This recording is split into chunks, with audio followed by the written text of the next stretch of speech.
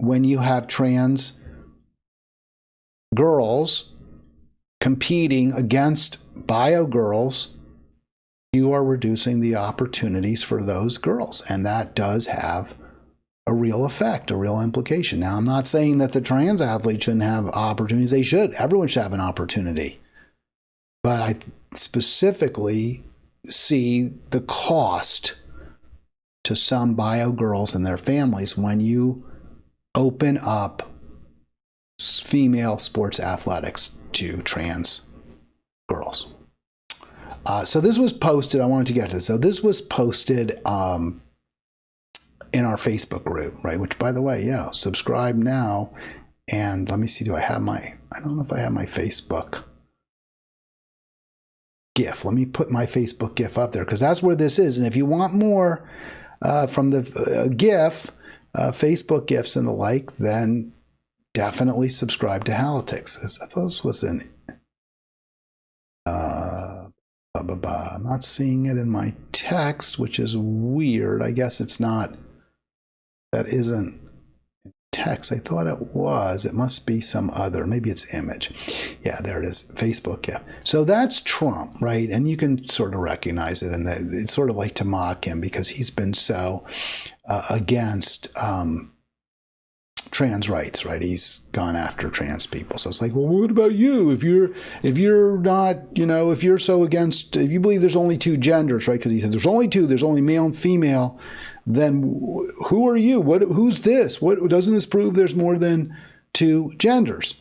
And my response was, there are definitely, or genders are on a spectrum, right? Some people are extremely masculine. You would associate them. They probably associate themselves as male.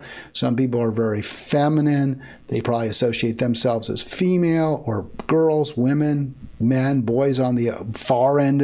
And then there's, as you move towards the center, and I think what you'd say is there's two humps, right?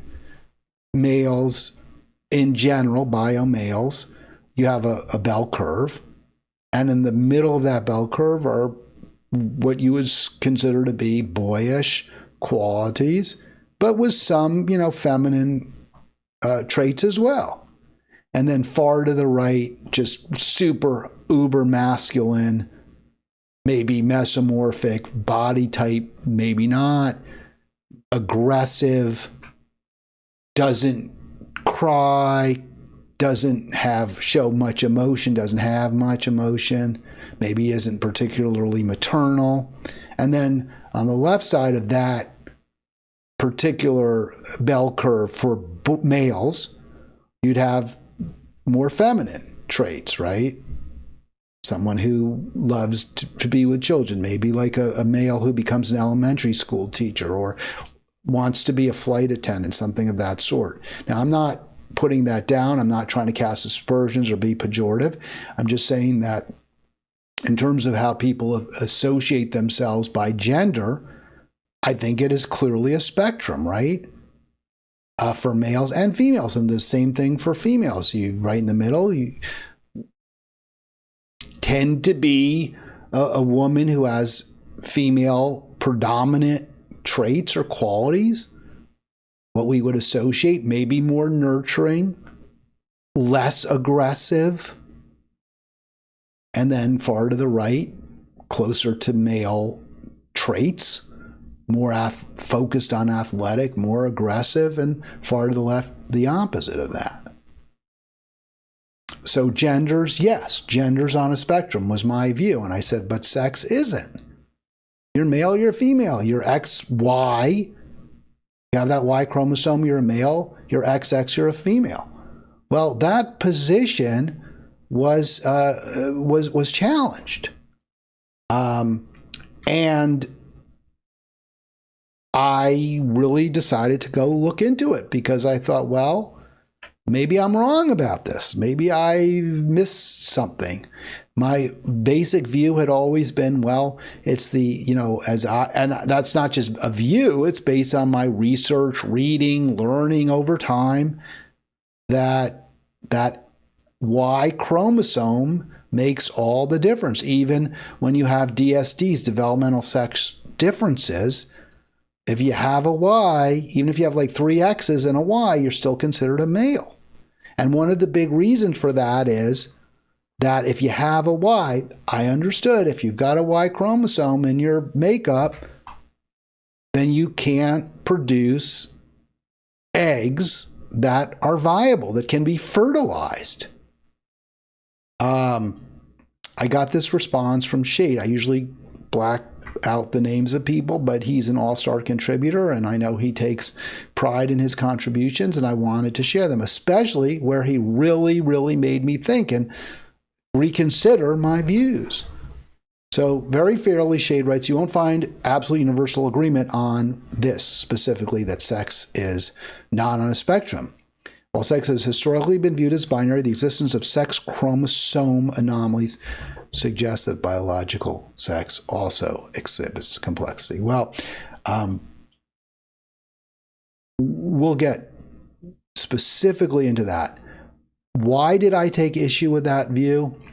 Well, the position expressed in this article formed the basis of my opinion that sex is largely binary, or is binary. It's not a spectrum. It's not like gender, where different traits are associated with different sexes, and they're like on a spectrum, right? Just like you could be 5'10" or 5'9" or 5'9 and a half or 5'9 and a quarter, 5'9 and 3/4. That's a spectrum. 2 poles is not a spectrum. And this article, when I read this, I thought, this is March 23rd, but I was doing my research after the discussion online when I found this article, which seemed to me very, very responsibly written by somebody who would know what they're talking about. This kind of confirmed my views. Can a person with a Y chromosome give birth to a child? And I looked through it very closely, and here's what they said. Here's what the author said, and we'll see her in a second. And I viewed this article, by the way, as trying to be very fair, seeing both sides of it. It wasn't like some kind of right-wing view whatsoever. So what they said was, here's the bottom line. Pregnancy requires a uterus. Males and most XY females. So XY females, and that phrase right there made me think, okay, this is somebody who's definitely sympathetic to the trans community, who's definitely looking to support trans views. And I mean, I think a lot of people would say, well, in fact, as I understood it, the view has been, you can't be an XY female because the Y makes you male. You could be an XY girl or woman,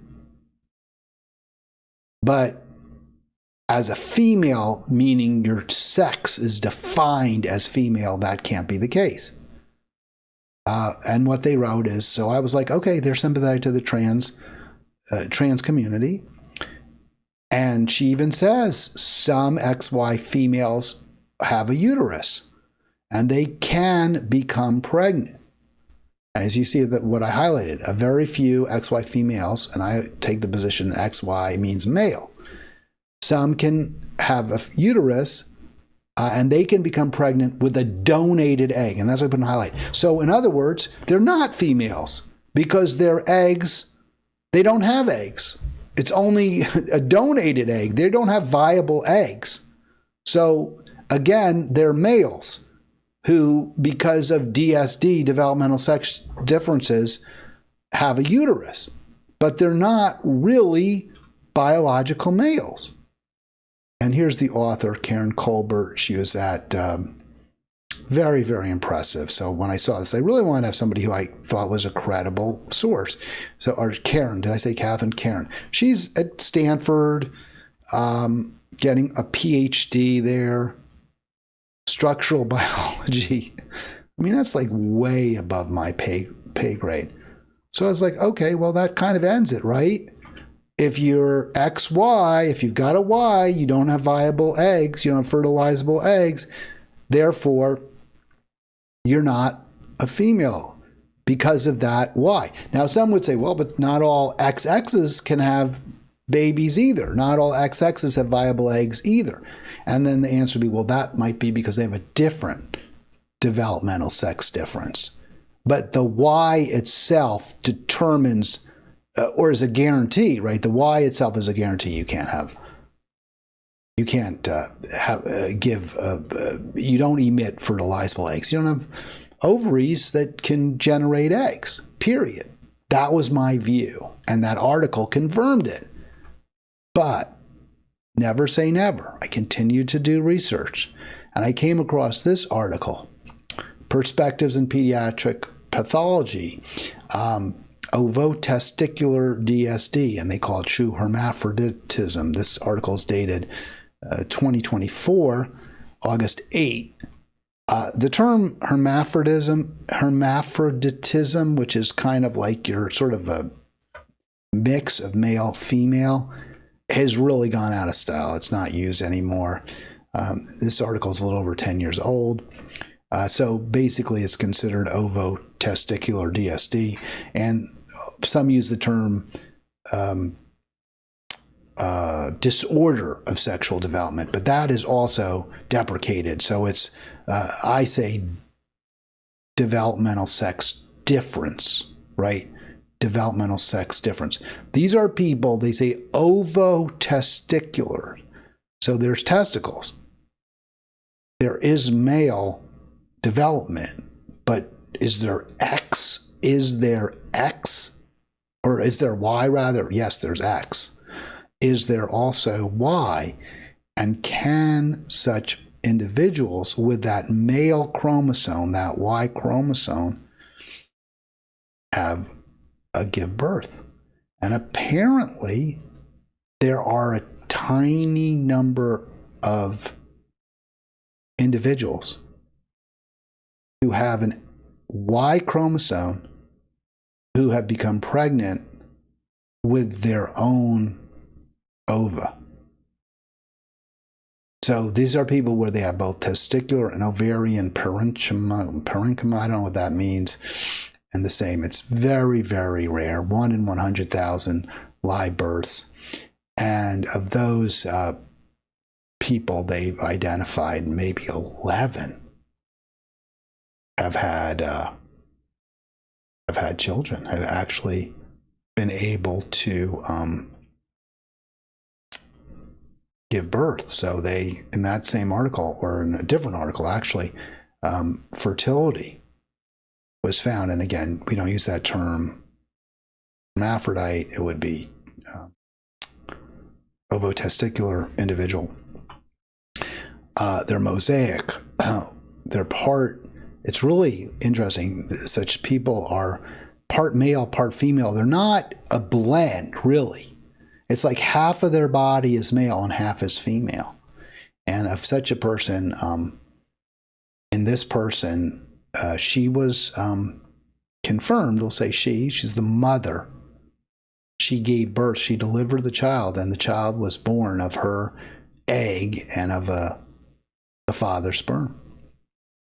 So, my definite assertion that the Y chromosome rules out the ability to generate or produce a viable fertilizable ovum is false. There are a tiny number of exceptions to that rule. If you want to say that's enough to make it a spectrum, I would argue it isn't. But there's more. There are some mosaic individuals who are mostly male, and there are some mosaic individuals who are mostly female. And now they're very rare, they're few, but presumably, or according to studies now, according to biology, we all may have some cells in our bodies that aren't consistent with our sex, with what we consider to be our sex. So I might have some XX cells. Instead of every one of my cells being XY, there may be some that are XX. It's really fascinating. And what this article, let me see if I can see it, Sex Redefined from Scientific American. The idea of two sexes is overly simplistic. Biologists now think there is a larger spectrum than just binary female and male. And it seems like there is, what these articles say. So I accept that. But just a few more points I want to make. And then we'll call it a day and call it a week. And we'll be back on Monday. By the way, Monday will not be an Arlen Monday. We'll have an Arlen Tuesday next week. So does this mean really that there's no such thing as sex, right? You can't really distinguish. There's male, I guess some people are much more masculine, others are more feminine.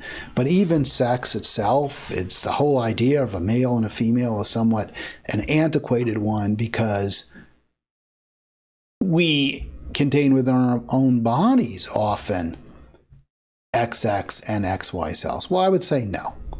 I would say, fine, if you want to say it's a spectrum, fine. But in the end, the great majority of us are either male or female. Either we are able to create a fertilizable egg and we're mostly XY and we can't. Or we are mostly XX and until, between menses and, when you lose, what is it when you, older women, they're no longer menstruate. I forget the term now, but or you can't, right? But they're still women. They could at one point. So I think that is not really a spectrum. But I'm willing to, accept the argument, the flip side.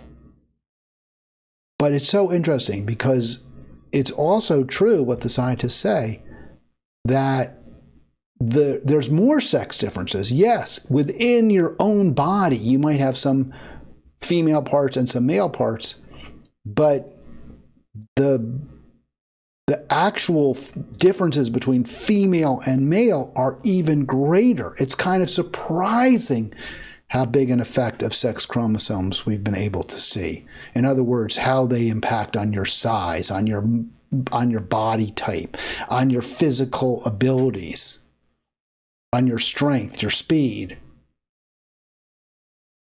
They're saying it's greater than we thought.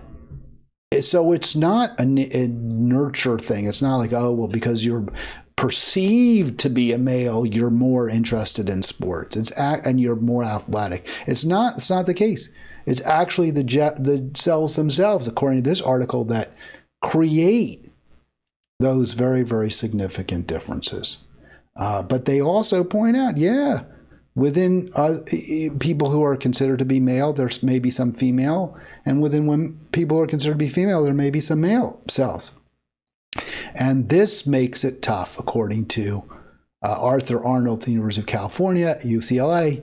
How do we divide? How do we draw the line between the two? And I would argue most of the time we don't need to.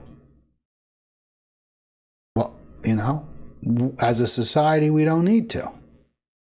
You want to date somebody, date them. You find them appealing, attractive, go out with them. Now, if you want to have a child with them, that becomes an issue for those people. But, why does society have such a big interest in deciding whether you're male or female? Most of the time, I think we don't. But because there are sex differences, right? Because as we just saw, those chromosomes create real, meaningful differences between men and women. We need to create a society then where those differences don't determine your outcome. In other words, if women want to stay, in general, are more inclined to be nurturing and take care of children than men, fine. But they still get enough to live. They still have enough. They still have enough. Still create a society where everyone has enough, whatever their life choices are. Raise children, become a CEO, become a professional athlete. It doesn't matter. You're always going to have enough. And even if you start an Amazon, which I'm not saying a woman couldn't, shouldn't, wouldn't do it, but if you look at the drive that Jeff Bezos had to be a dominant in the world of business, to be in complete control, I would say that's pretty masculine type behavior. So fine. You can live a little better than everyone else. Maybe some men will make a little more than some women on average. But the women will still have enough, and the men still won't have too much. That's how you create a world where it doesn't really matter, where you don't need to draw the line. But you still will need to draw the line a little bit because, at least in my opinion, you can't have sports teams that males compete against females. There just are too great a difference. There's just too obvious advantages that men have over women in most sports. So you do have to engage on occasion in line drawing. Generally, I don't think it's very hard to draw that line. Most chromosomal tests, if you have to go that far, will show you whether someone's XY or XX. And I think most of the time you just go by, again, the birth certificate. Doctors look and say penis, they see a vagina, and they decide, fine, let's go. Now, there might be some examples, like there's a Moroccan boxer, Amani Khalif, who was, whose sexuality as a woman was questioned, and it seems like they had a legitimate question about her sexuality, whether her sex. So every now and then, maybe you do need to do a little bit more effort in a competitive sports that are in professional or very high level competition, because we don't want people getting hurt, because we want to have a relatively level playing field. We can't completely ignore or avoid the question of sex. What's determined sex? Who's what sex? But yeah, okay, it's much more of a spectrum than I thought. And in the end, I believe that confirms my view, which is we need a world where everyone has enough and no one has too much. That'll do it for me. You all have a great weekend. I'll see you on Monday.